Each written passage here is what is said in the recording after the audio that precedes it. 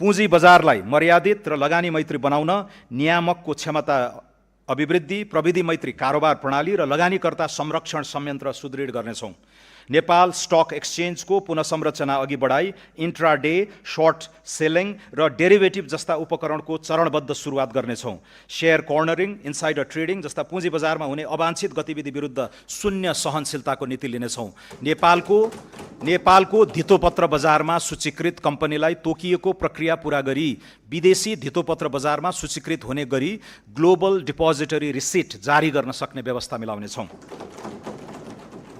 सौम्य शक्तिको विस्तार गर्दै डायस्पोराको सिप, पुँजी र सञ्जालको सदुपयोग गर्नेछौँ।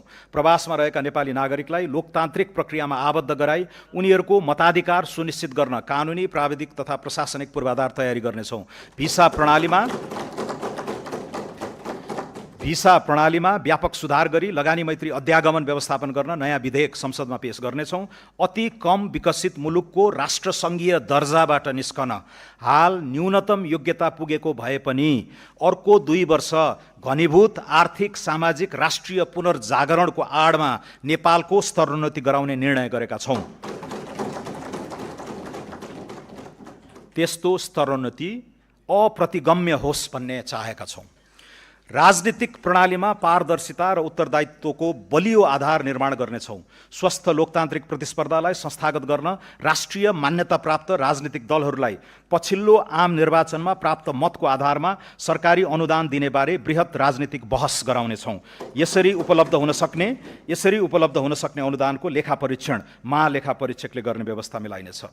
प्रमाणमा आधारित नीति निर्माण, कार्यान्वयन र अनुगमनलाई प्रभावकारी बनाउनेछौँ। शैक्षिक गुणस्तर परीक्षण केन्द्र, कृषि तथ्याङ्क प्रणाली तथा नेपाल राष्ट्र बैङ्क अन्तर्गत रहेको उपभोक्ता मूल्य सूचकाङ्क सम्बन्धी तथ्याङ्क प्रणाली लगायतलाई राष्ट्रिय तथ्याङ्क कार्यालय अन्तर्गत एकीकृत गरिनेछ। त्यसैगरी नीति अनुसन्धान प्रतिष्ठानलाई राष्ट्रिय योजना आयोग अन्तर्गत राखी सरकारको दीर्घकालीन सोच र नीति निर्माण गर्न सक्षम निकाय बनाउनेछौँ। सम्माननीय सभामुख महोदय, सम्माननीय अध्यक्ष महोदय, अब म क्षेत्रगत कार्यक्रम र विनियोजन प्रस्तुत गर्दछु।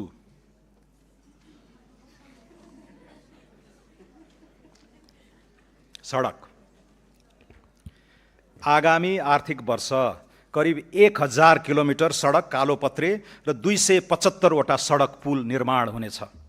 1028 किलोमिटर लामो पूर्व पश्चिम राजमार्गलाई 4 लेनमा स्तरोन्नति गर्ने कार्य 5 वर्षभित्र सम्पन्न गर्नेछौँ। यसै वर्ष कमला कञ्चनपुर र नारायणगढ बुटवल सडक खण्ड स्तरोन्नति कार्य सम्पन्न हुनेछ। आगामी वर्ष काकडभिट्टा लौकही, कमला बागमती, बुटवल गोरुसिङ्गे र धानखोला लमही खण्ड अन्तर्गत 80 किलोमिटर सडक स्तरोन्नति गर्नेछौँ। बागमती पथलया, नारायणगढ हेटौँडा र गोरुसिङ्गे चन्द्रौटा खण्डको स्तरोन्नति सुरु गर्नेछौँ। पकली कञ्चनपुर, चन्द्रौटा धानखोला र कोवलपुर गड्डा चौकी सडक खण्डको स्तरोन्नतिको अध्ययन सम्पन्न गर्नेछौँ।